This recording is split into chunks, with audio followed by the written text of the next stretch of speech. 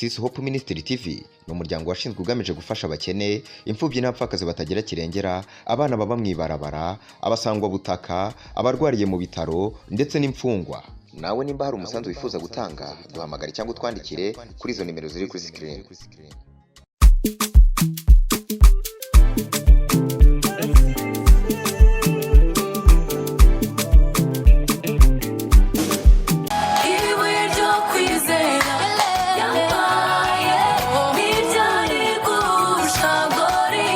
Ayibeje kwizera yari guhaye ntiryo kwijana uko nyene kabisa nawe ucuze wumva. Ariko kandi mu nkundire banze ndabahe ikaze mwebwe mwese muri ko dukurikirana kandi ndabaramutse moro y'Imana. Turatangoye pole pole muri show y'uno munsi igice cya 46 nitwikuruge tuginde pole pole kugira ngo tujane namwe mugende pole pole tujane. Ariko kandi mukanya biraza gushuha dushuje tuba dushuje kandi nawe ushuhana natwe nuko iherezo ryanje kubisi muri show no muziki cya 46 sinjeje nyine nongeye kugarukana na gwagwaruka twari kumwe ubushize. Ubona yuko no musi bere yajashize kwa marori. Mwaramutse vrema ntaga changement wa musi wamenga wanyagiwe nuno musi naho umubiri ni hatari yo unaumwa pole sha. Kumbe wasikilizaji na watazamaji wetu unawapenda, unajitahidi, unakuja na wakati unajua kama unaumwa. Ninawapenda sana ndio maana hata niliamua kujitoa mhango yo ili mpaka wafurahi wa enjoy. Kumbe yule mtu wangu wa kule anione kwenye show yo leo nimeamini kweli unampenda sana yo, kwa sababu angekuwa ni mtu mwingine ungejiralia mpaka upone.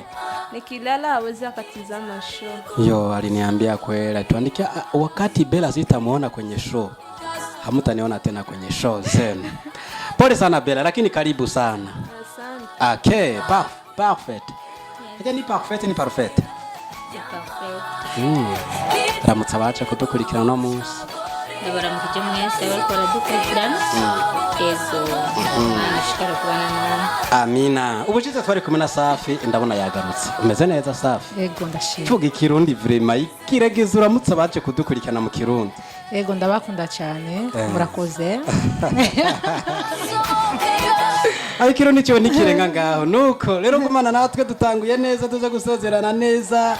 Ucitora ino link uyirungike mu yandi ma group, irungike n'abagenzi bize muri telefone yawe, hanyuma nabo baheza gikizeno byo kumuhiziga wenyine si ivyo ubonye se maze wokiza ntwigungana ivya gukore heriza n'abandi bafashwe.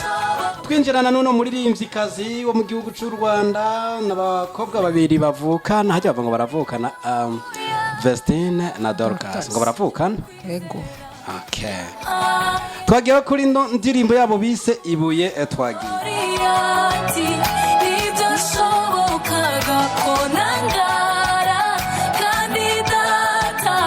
Saba abantu baze kuyitamba neza mu itambiki ikinyarwanda canke ikirundi byose ni bimwe.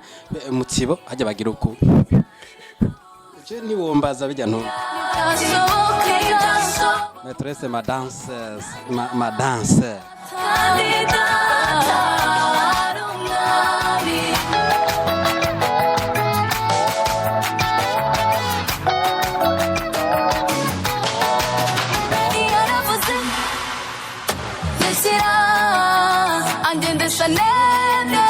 Munzira zigoye iherezo ryanjye kubisi arigira itangiriro kuri we sinyikanzwe ukundi kandi shagawe n'igiti nyirotse dore umwanza muzi uruvugiro abambari be bakwiye imisoro intare yayudira nesheje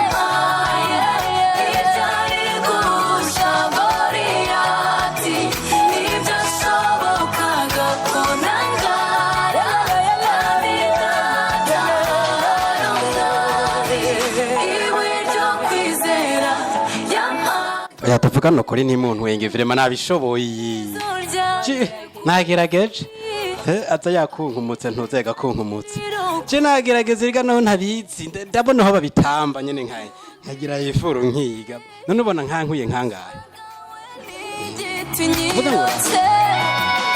Dorumanza muzuru bujiro abambari be bakwiye imisoro intare yayudira nesheje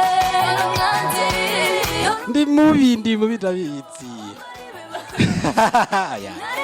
shagira isumba seberi nama nakubise ahubwo rere izi nanje ngiye kuzikomeza gose nanje ndabimihaza wo mwantwengeye murabona nuko rero n'uyu muri Dorcas na Vestine batubwira ati buye gitare cyo yampaye ntiryari kumuhusha ega naho ari Imana yaguhaye kidashobora guhusha abadayimoni n'abajya abandi nyine babakozi ba satani na sataniya koresha ico nyine Imana yaguhaye bapfunje bamena umutwe bahonyore none reka tukiri mu gihugu cy'u Rwanda twakire nabano baririmbye nabo bavuga ngo iki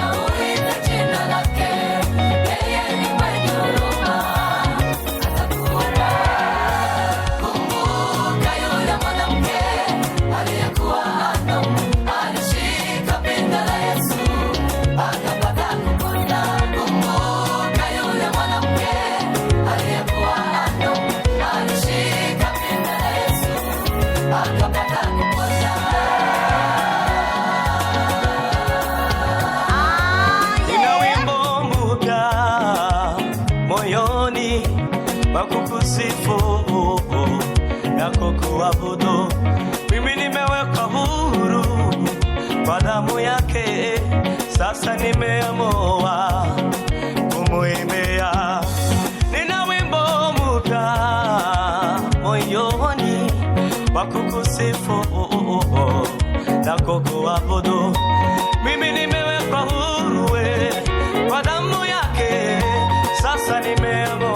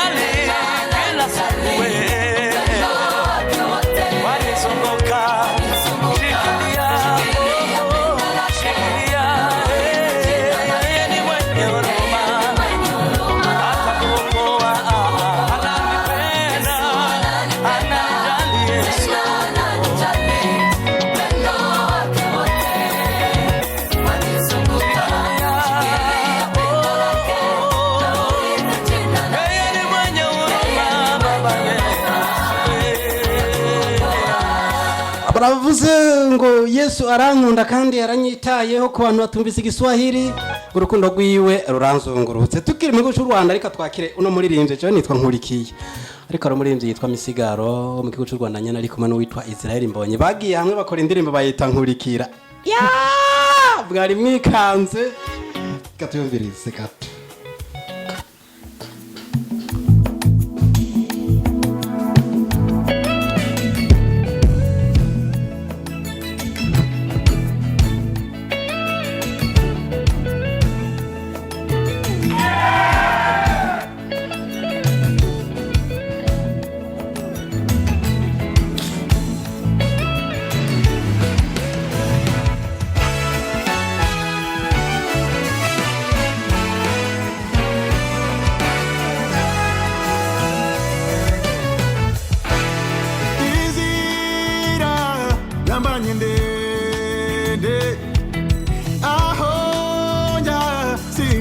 neza umwijima wambanye mwinshi ndasitara gakomereka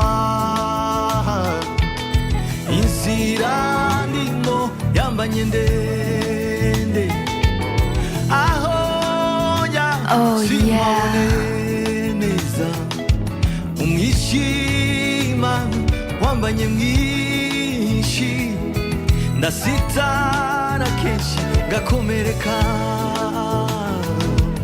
numvise ijwi rituje rivuga neza rimbwira riti inzira iganisha hera numvise ijwi rituje rivuga neza rimbwira riti inzira iganisha hera nkurikira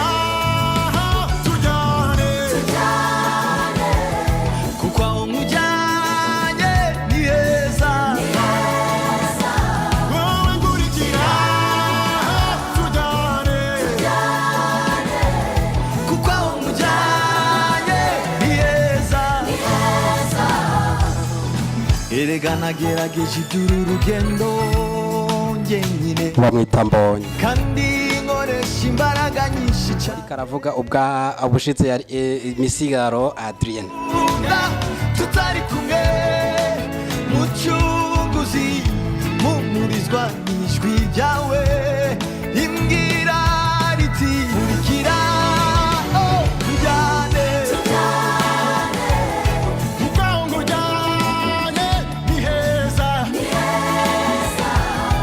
nkurikira tujyane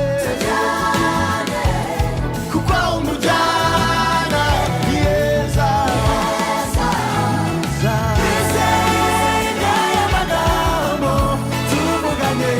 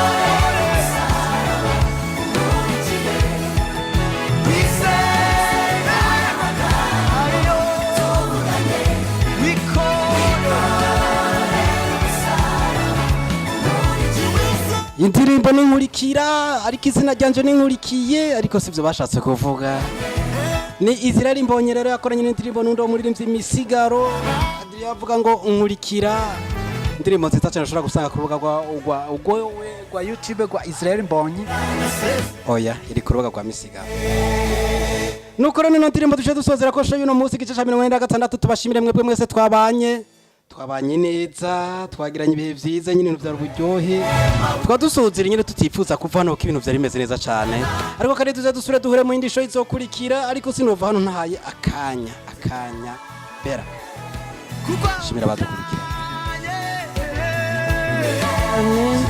subiramo abakunzi ba Tarsis Hope Ministry TV turabashimiye cyane mwe mudahengeshanya kudukurikirana yego mwibuke gukora ibisabwa partage na comment na kakaboro muze kubishira ko byose yego asante sana ndakunze buno bwitonzo na mwana akoranye no munsi rumva muze ko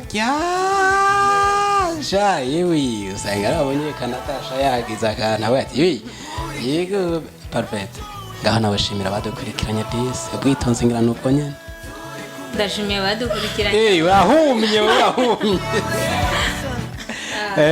quand même donc avec dornoir normalement turabakunda cyane mushikara kudukurikirana turi babandi nyene niduhinduka tukomeza kubazana ibishashe kugira ngo mubashe kuryoherwa ubandaye mudushigikira mwarahitegeye cyane asante sana Mungu akubariki sana safi ngaho setera nawe badukurikiranye disi nawe ubwitonzi ngirane kwa kundi nyene nawe noza numva ngumukanya gahuma Ciao, bye bye. Tutaongeza. Asante. Tutakifanya nini? Tutaongeza. Mkirundi Turasubira.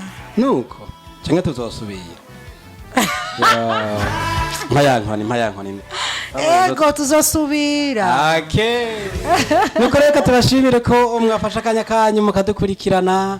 Mwaduhisemwe muri benshi mwari kukurikirana ariko muhitamo twebwe ntitworeka kubashimira n'ivy'agaciro kadasanzwe tuze dusubire duhure mu kindi kiganiro kizokurikira ariko ibiganiro byose biracabandanya sho y'uno munsi ntani garukiye naho bukeye canke naho butaha ciao bye bye